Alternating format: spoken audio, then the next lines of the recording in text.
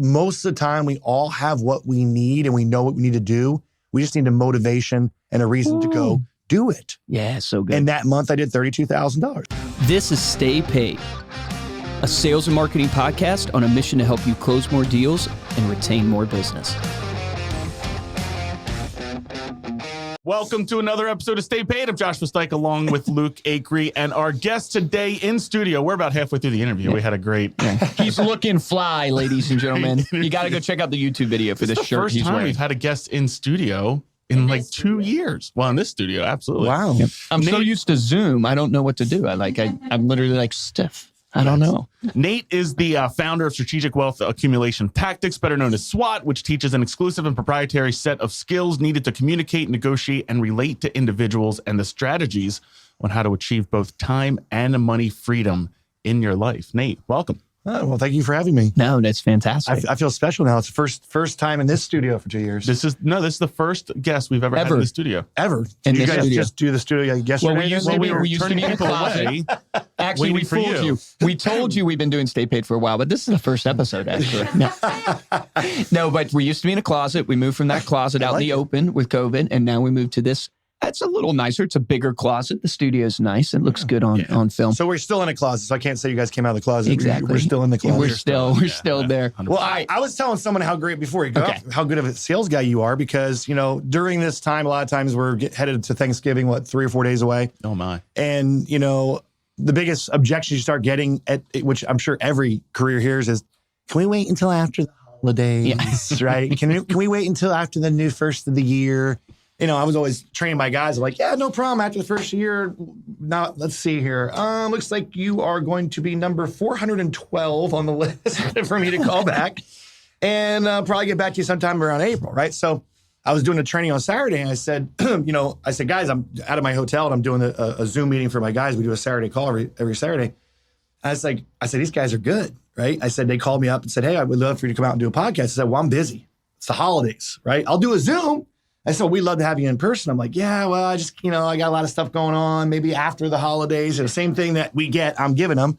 And I said, I can't remember if it was you or who it was. They said, well, you're from Philadelphia normally, aren't you? I was like, well, yeah. He's like, you Eagles fan? I go, yeah. It's like, well, we got a presidential suite on the 50-yard line. I said, I am coming to your in lives. The holidays disappeared. I already know when Thanksgiving is now, right? So, and you're like a kid in a candy shop yesterday, man. Oh, my God. Yeah, that was like a full circle moment for you, because you were saying, you grew up really poor? Well, yeah. So we grew up in Cherry Hill, New Jersey. And I know that I believe it's maybe more of a rich area now. But when we were there was apple orchards in Cherry Hill, which I still don't figure that one out. But and my dad worked at a mission board, Association of Baptists for World Evangelism, and my mom stayed home, like a lot of moms did back then. And there were 6 of us. So we grew up. I don't like to use the word poor. It's just money was always an issue. Yeah. Every decision that we made was about money. My dad was a pastor, so I understand the feeling. Yeah. And so he went to a private school, of course, because he got either free tuition, discount tuition, and of course we went with all the rich kids. So that really puts you out, because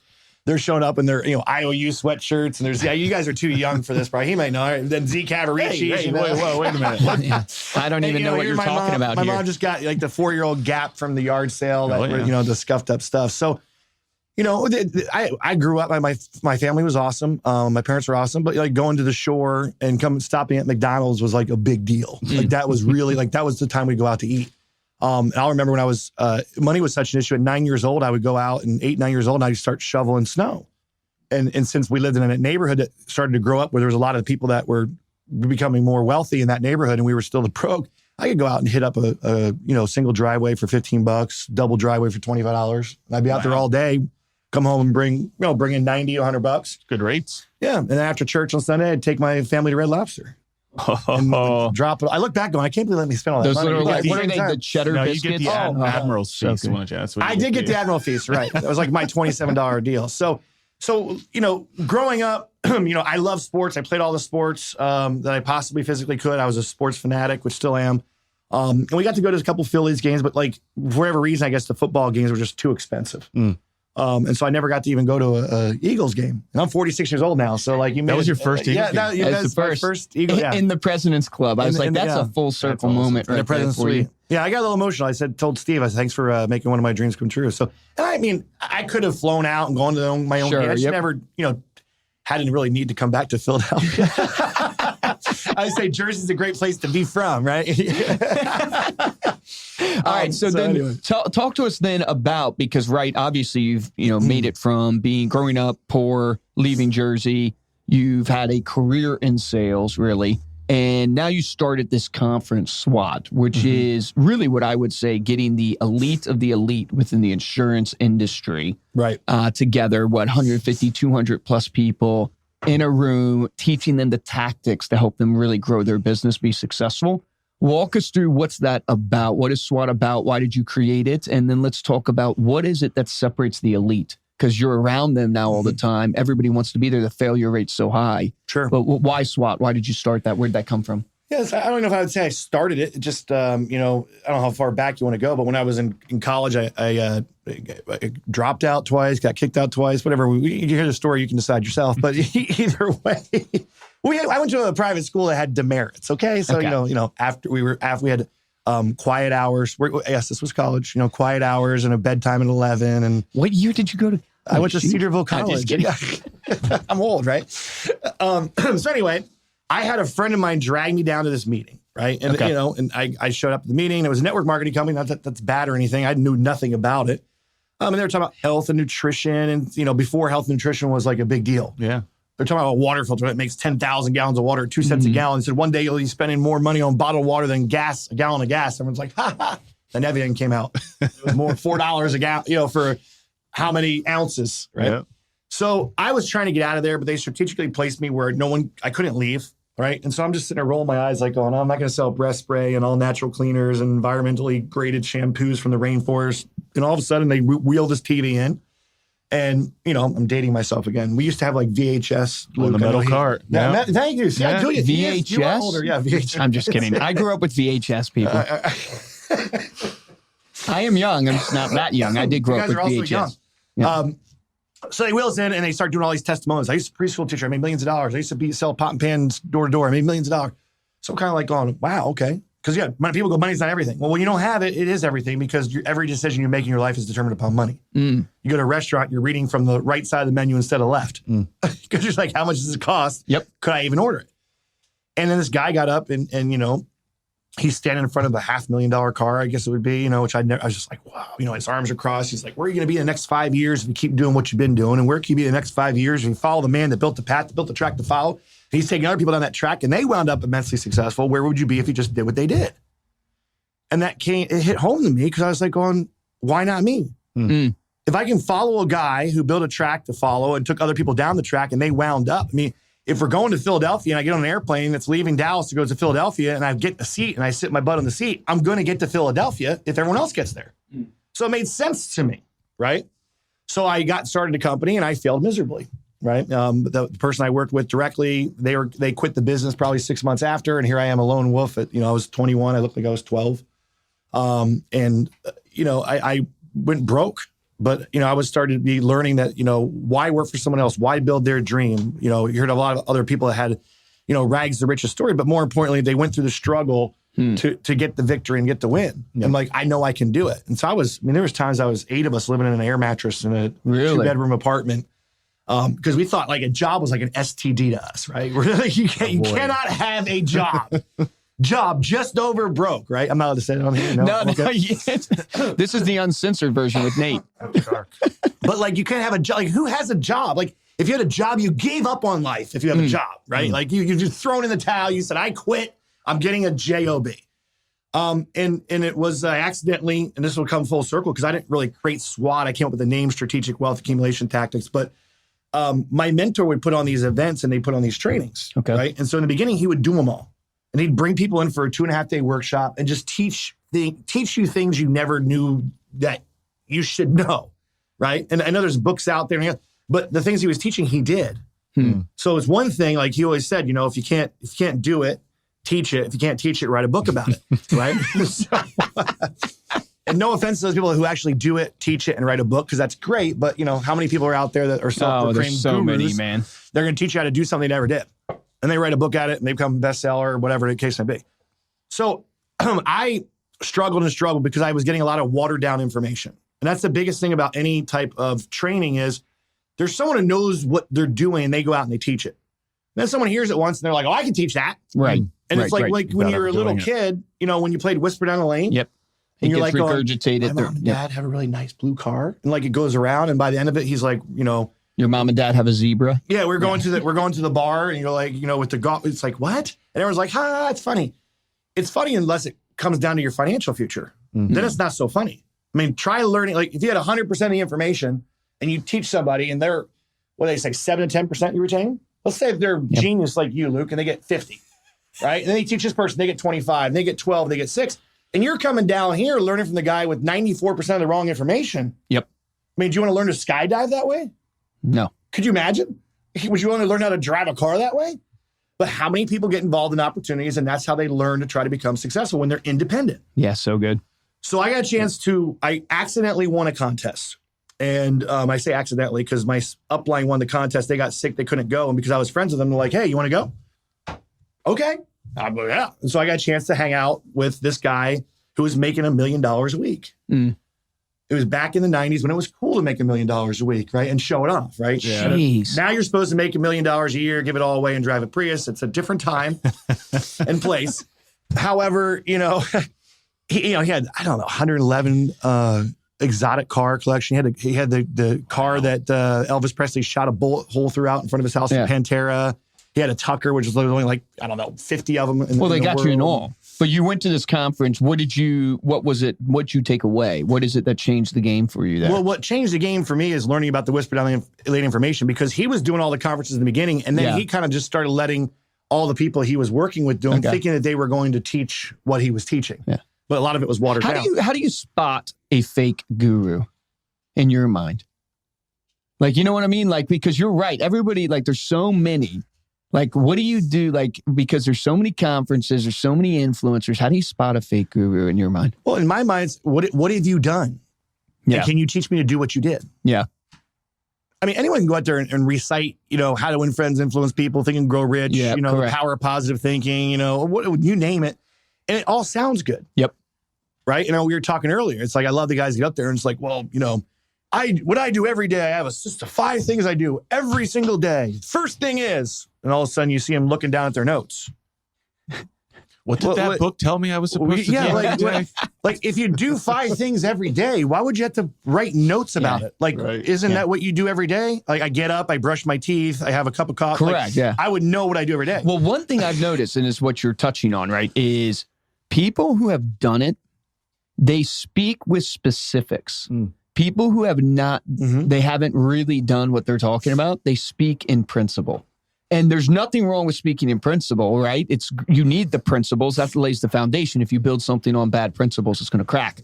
But people who've done it, there just tends to be, and I've learned this over the years of doing these interviews too, is like there's a sense of just like what I think we talked right before we were coming on, of authenticity, but it's really the specifics. Like they just naturally just recite out, and here's literally what I did, like the number of phone calls I made, or here's the pitch I gave. And there's like specifics to it versus it's just like memorize a pitch. Yeah, it's like I can tell you I have a great marriage, but if I don't have one, there's principles of how to have a successful relationship. Yeah. But do I deserve to have the ability to teach you how to do it if I've been divorced 4 times? Well, you know what not to do. There is, you can't learn from failure. There it is. Okay, well, then what do the elites do, right? Because you're doing this conference of SWAT, right? And it's the elites that are I'm getting to that point of why I do the conference now based on what it is. But to your point on there is, find a mentor who's done what you want to do. It's that simple. Not one that's going to teach you the principles of how to do what you should do. You want to do.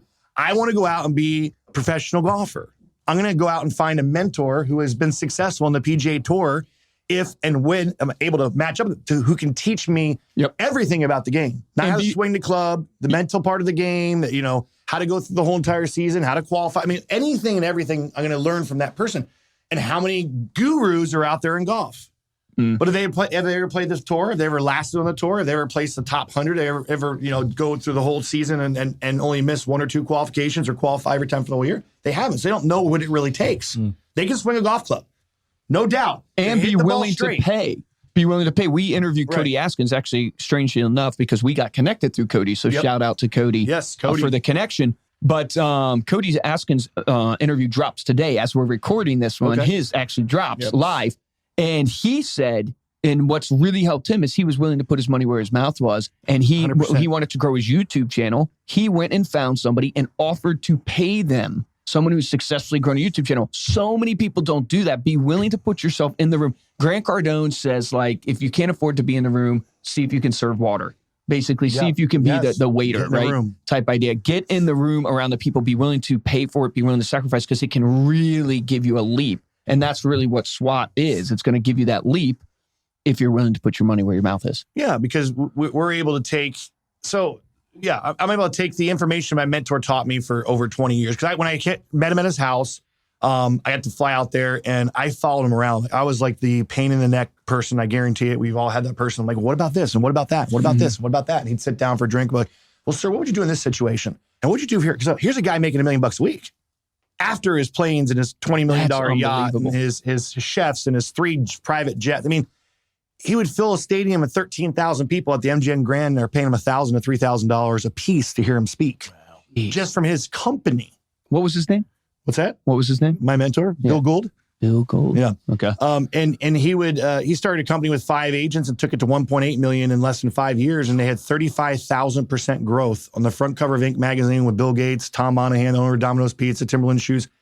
There he was, 5 years, selling water filtration, no internet, no social media, working in offices, running ads. So I got a chance to meet him, and I drilled him with questions. The next day, it was hilarious because back then we all wore suits. I know things have changed there too, thank God. And I had my little suit that I bought at Sears, and I had like 4 different shirts. I'd switch out. I have some suits I bought at Sears. And I walked Coat Factory. JC Penney. So I walk in the office, and I forgot my shoes. So I'm wearing flip-flops. Nice. So I feel like he still remembers this and still gives me a hard time. And he's like, so I hope you guys had a great weekend. Anyone else have any questions besides Nate? Besides Nate. And I'm like, great, And so when I'm done, I'm like going, is there a way I can have your pager number? He's like, well, it's like, how much volume did you do? What's the most volume you've ever done? And, to hit a level of director was like 20,000. The best I ever got was 18,000, like in 4 years. Okay. I was like, I was a supervisor. I call myself a stupidvisor because like I cannot get to the next level. Never made over 3,000 in a month in the whole entire company. And I said, 18,000. He goes, great. If you can do 25 this month, I'll give you my pager number. He turned around and walked out of the room. I'm just like, but I need your pager number.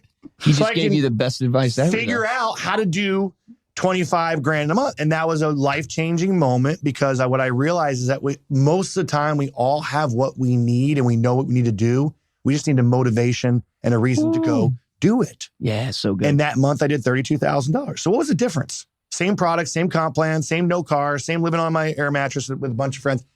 I went from 18 to 25,000 and nothing changed except I had a burning desire, Think and Grow Rich, right? Yep. To get it done because I wanted his pager number to work with him directly so bad. So good.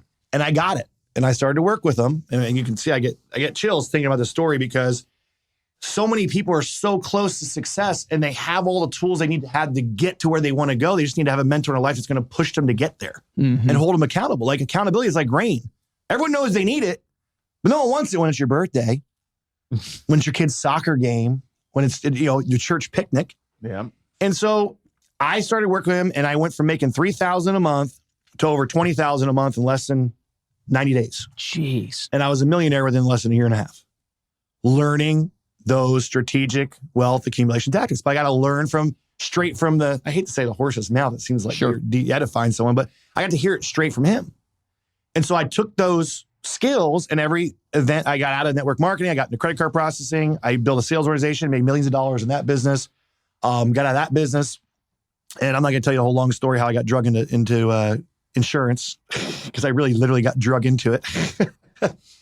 And I took those same things. I started teaching them to my sales organization and, went from $1 million in APV my first year to 2 million to 4 million to 8 million and just kept growing. And I met Cody Askins at 8% Nation and I got introduced to Coach Burt through him and I hired him as my coach.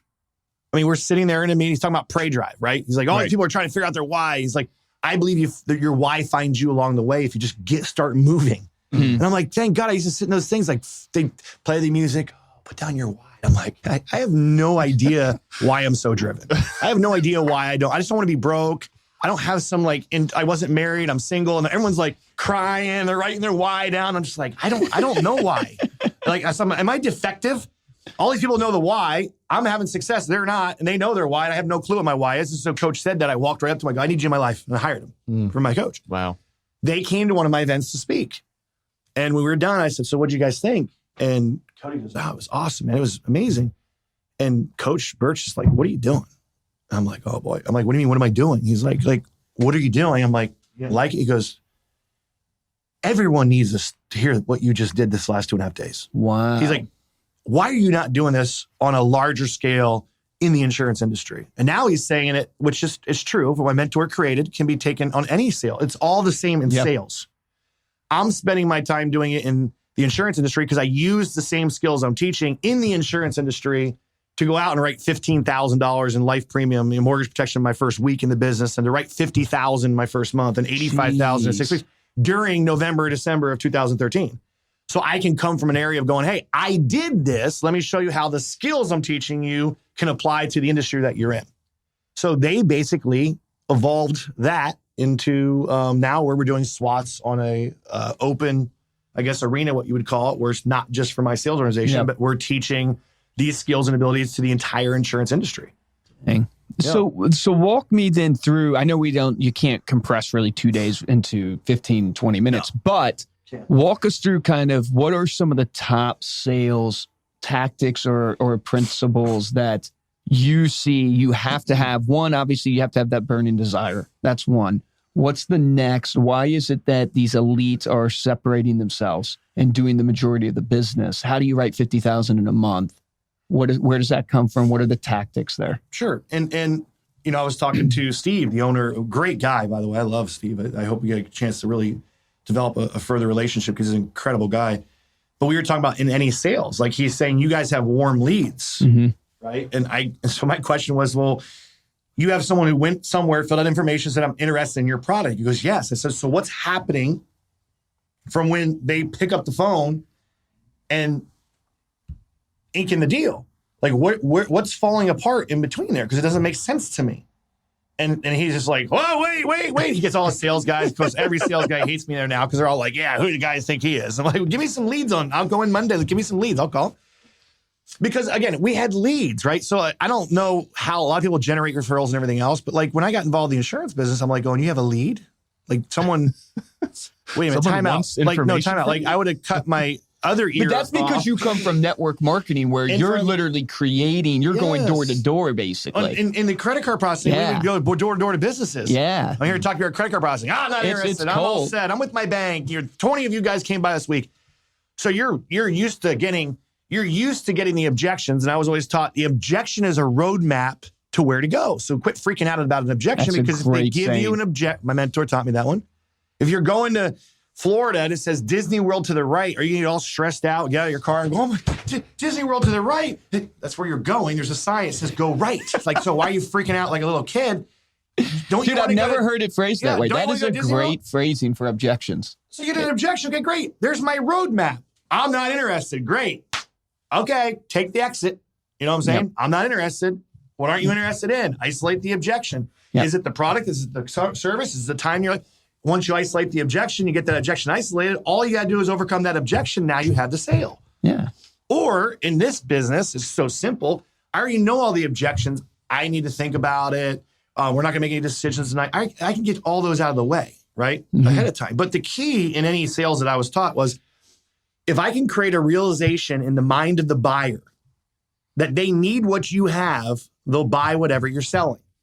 This bottled water, this computer, an opportunity, your sales position. My wife bought me. That was the best sale of my life, right? I created a realization in her mind that she needed what I had, and she bought it, right? Which is the best sale I had. If you see my wife, you know why. My respect of your salesmanship just rose. I'm just like, how did he know? Well, yeah, you just show a picture. My people go, I don't know if I brought her up on SWAT, right? I said, we did what's called Millionaire Workshop, right? And so I had like my McLaren parked on the one side and the Bentley parked on the other side, which I don't always do. We're doing a Millionaire Workshop. So I thought it'd be cool, right? And I said, so if you guys question my sales ability, and I walked out with my wife, I was like, there you go. Look at me, look at her. I got something going on, right? There's something that I learned to be able to convince this woman to spend the rest of her life with this guy. With all of this. With all of this. And you don't even know me, right? So creating the realization in the mind of the buyer that they need what you have, they'll buy whatever you're selling. That's key number one. And it works in any sale if you can do that. And you do that, which, again, we can't break it down in 2.5 days.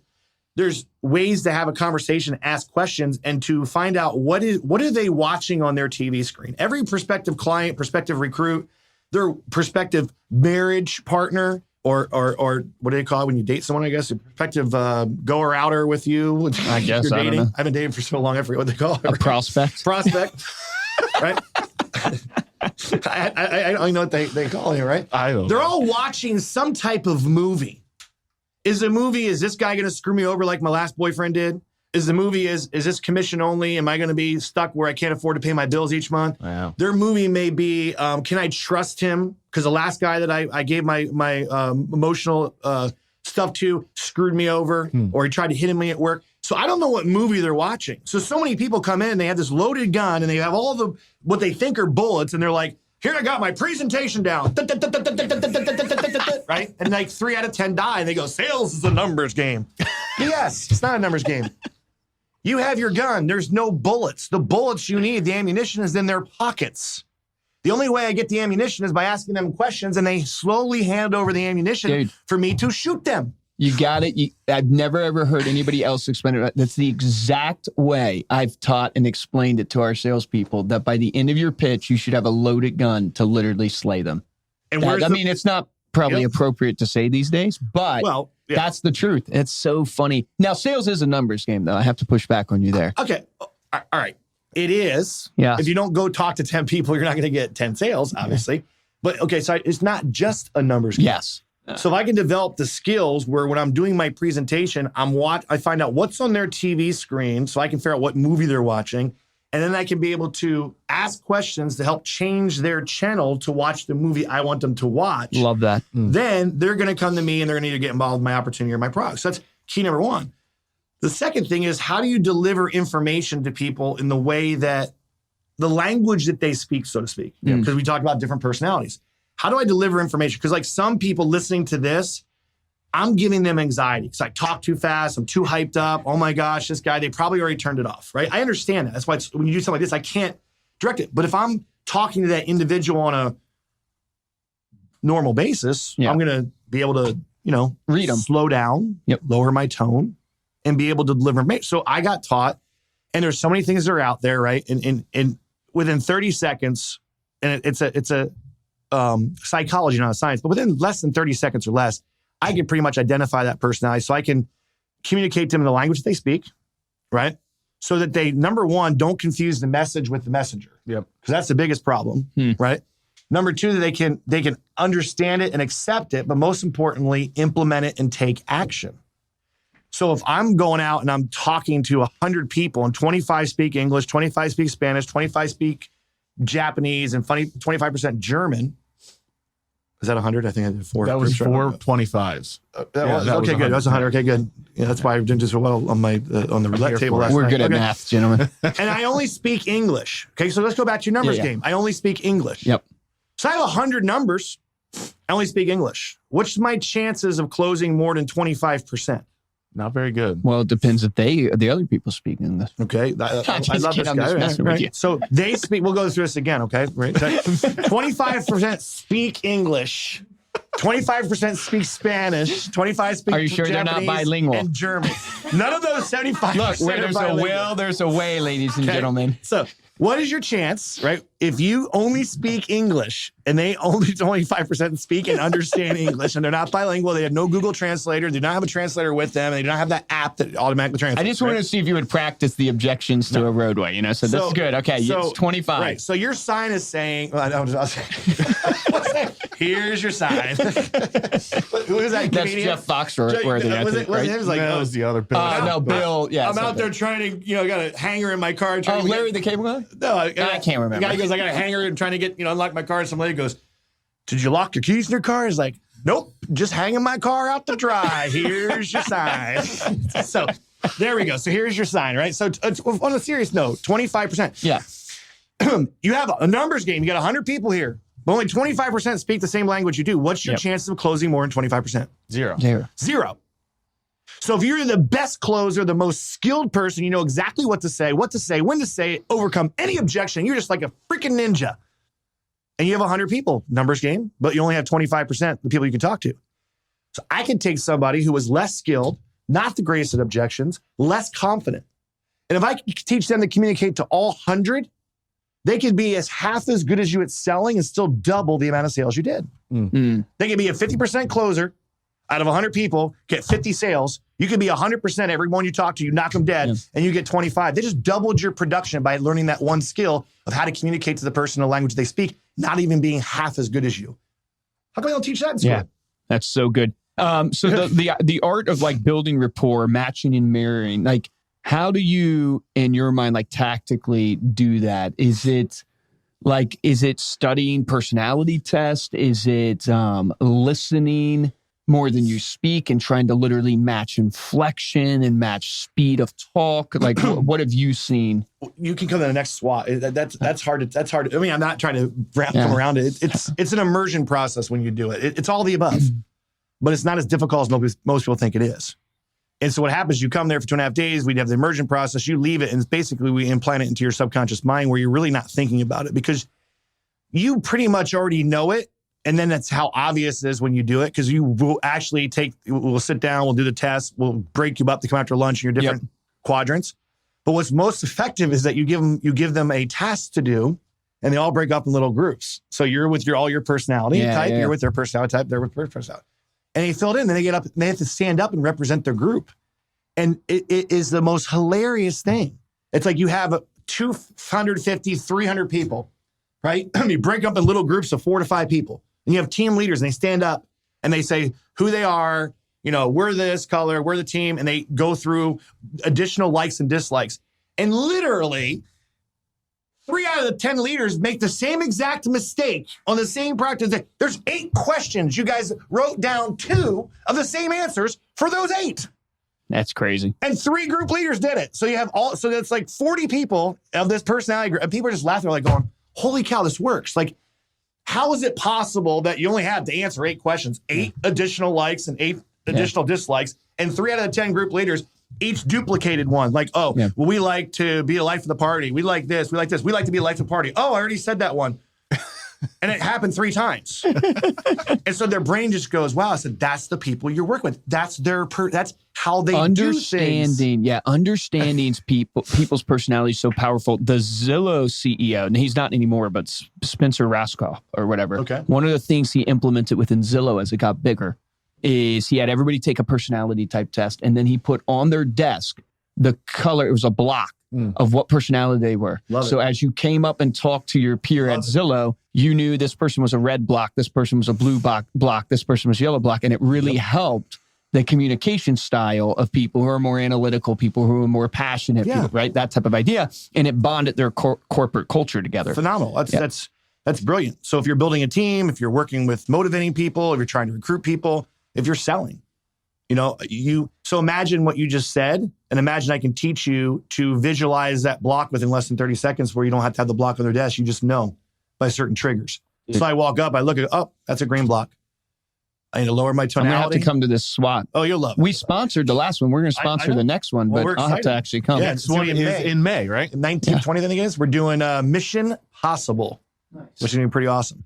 So yeah, I don't want people to think it's about me. So what I've done is I teach these things that I learned from my mentor that are proprietary, and I pay licensing fees to use them. I'm fortunate enough to be there's only 2 people licensed in the entire country to use that material, and I'm one of them. And I actually was talking about full circle. I actually got him to come to my last event. Really? And he spoke. So my mentor actually spoke at the last event, and I'm getting him to come back to the next one in May. Yeah. So again, 7 to 10%. Here he is. Here's the guy I learned from. You get to learn from him. And, and so I also bring in the top people in the industries like a Cody Askins or Tony Merwin or Roger Short, and the list goes on. I shouldn't name people, the Camperts and, Rebecca Davis and, I put the elite of the elite, Gus Villagran, Ron Williams, who are in my organization, that are in the top of the top in what they do, so they can come in and teach what they do. So when Pete Fournier went out and wrote over $100,000 in 1 month of life premium, he's qualified to teach you how to write 20. Right. And if he said, I can go out and produce an extra $100,000 of business off just referrals, and he went out and did it more than once, he's qualified to teach you how to do it. If Cody Askins took a company where he was in a squeaky little chair, I always play his first YouTube video he ever did. He hates me for it, right? He was like, hi, I'm here to give you the 7 reasons why. And it's like, on his YouTube, and he hates me for doing that. And he took it and grew it into a company where they're going to do like $20 million in revenue this year. Yeah, it's crazy. In 5 years. He's qualified to teach you how to scale a business. Mm-hmm. Yeah. So no one's there reading their notes about the 5 things I do every day and then looking up what they do. They're actually qualified. They do these things and they go, hey, I did this and I'm willing to show you and I make no money off of you. So we create this incredible environment of talented, successful individuals, and everyone relates to different people. Yeah. You know, I can't be doing it for 2.5 days straight. I mean, chocolate cake's great, but too much makes you throw up. Amen to that. You know what I'm saying? So like no one wants to hear me go on for 2.5 days. I don't know how great the material is. So I can come in and do my part, and then the other guys come in, and you just leave there. And again, your strategic wealth accumulation tax, you leave there at another level because you have actionable steps, learn skills to go out and take in the marketplace to apply immediately to get results. So I've heard incredible things about SWAT. I'm really looking forward to this next one. So speaking of the 5 things that you do every day, you know, we ask every successful person, this is no joke. We ask every successful person that comes on the podcast. Can you grab my notes? Where's Anne-Marie? my notes are there somewhere. But we ask them, look, you know, when you look back on your life, right, you're very successful. You've implemented a lot of things. What routines or, you know, things that you have implemented, do you look back and go, yeah, that routine has really driven success for me? No, I'm going to throw a twist into your mold probably on this one. Okay, let's do it. And it was funny because I think I just heard Ed Milet talk about what I was trained to do. So many people are trained.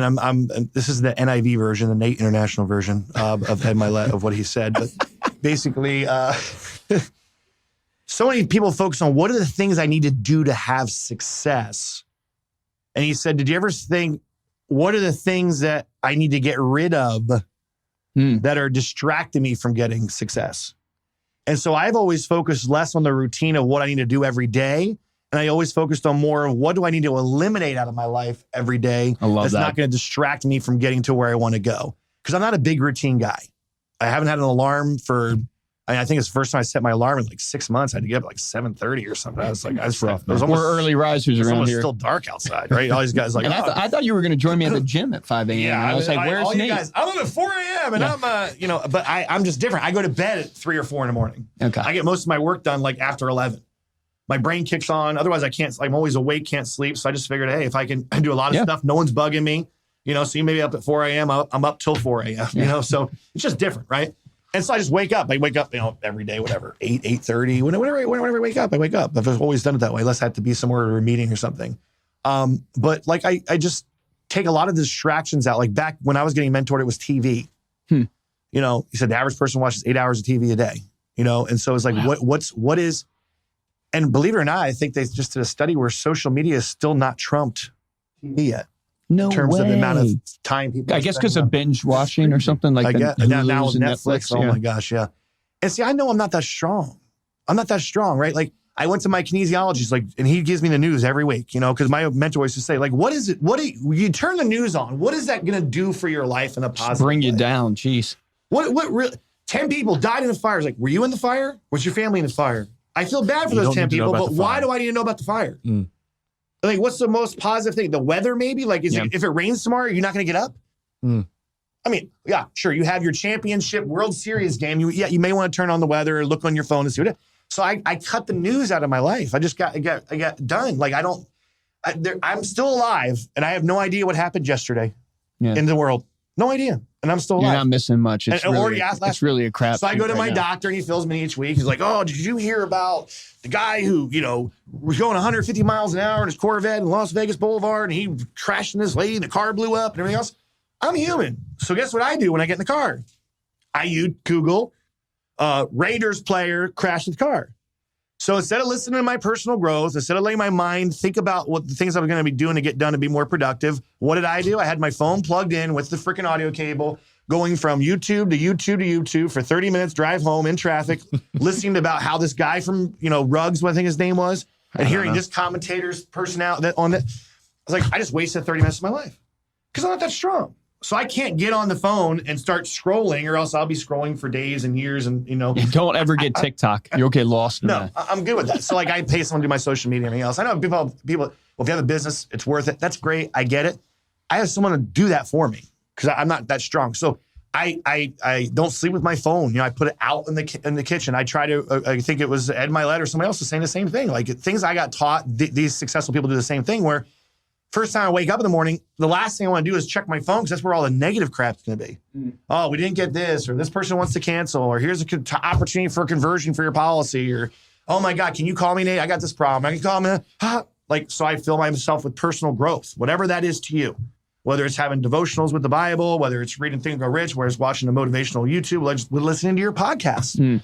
Something that's going to get my day started the right way. So I'm in the right frame of mind. So I'm ready to be able to tackle the day. Love that. Awesome. Right. Love so so I eliminate a lot of that out. Now, I don't like not ever get on social media, but I keep it very, very limited. And if I do, I'm very intentional about, I'll look at the clock and say, okay, I'm not going to get on here for more than 8 minutes. Well, here's a challenge for everybody listening. You know how iPhones will send you your screen time? Yep. Oh, yeah. Yeah. What's your screen time right now? And can you cut it in half? That's your challenge, ladies and gentlemen. I like can that you challenge. do that? There you go.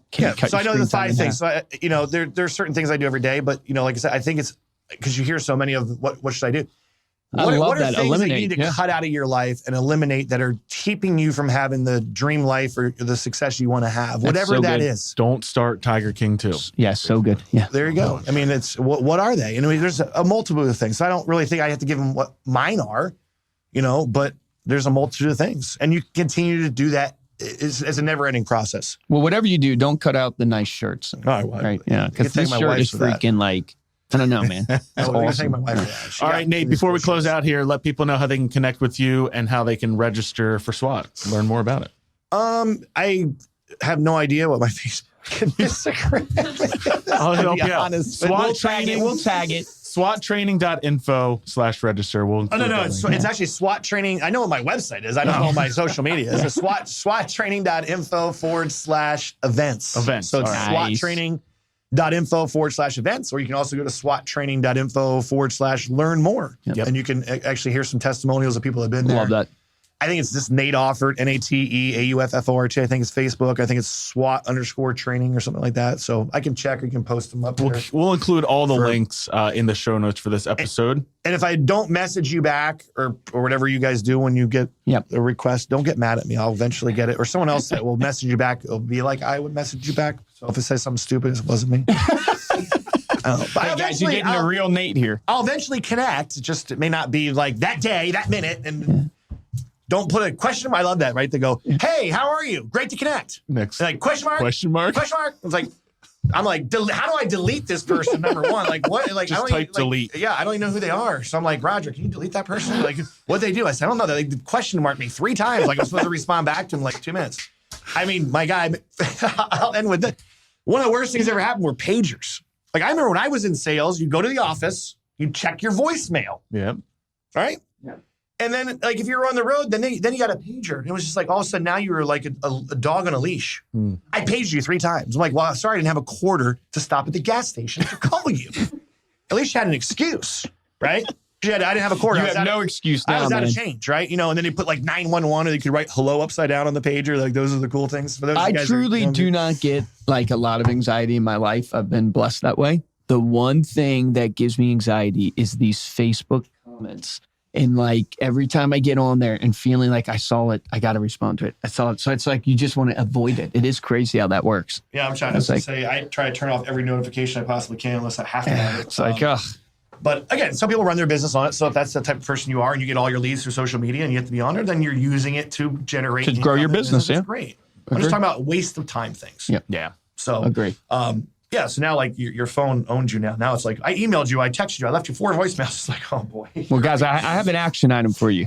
Yeah. Go ahead, Josh. All right, man. You can get all of those links we mentioned as well as the video to see Nate's Nice shirt that Luke mentioned. Yeah, it's a great, man. I love it. Over I've at commented on it 3 times. StayPaidPodcast.com. If you enjoyed this episode and want to help out the show, first way is to head on over to Apple Podcasts, leave a 5-star review along with a comment to let us know what you think. And then the best way is to tell a friend about the episode. If you want to get a hold of me or Luke, you can email us at podcast@remindermedia.com. And of course, you can follow us on Instagram.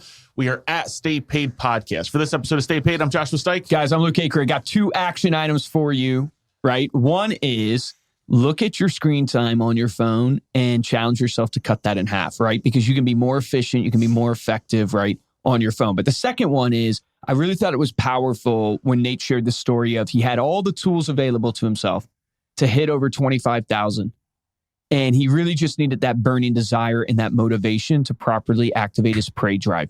You need to ask yourself, what is that burning desire? And remember, it doesn't have to be something that is insanely big right now. It could literally be, for the next month, this is where I want to be able to get this guy's pager number so I can interact with him and get mentored by him. What is that burning desire? Figure that out, sit down and set that goal for yourself. Remember, the difference between top producers and mediocre producers is top producers take action. Take action on that today.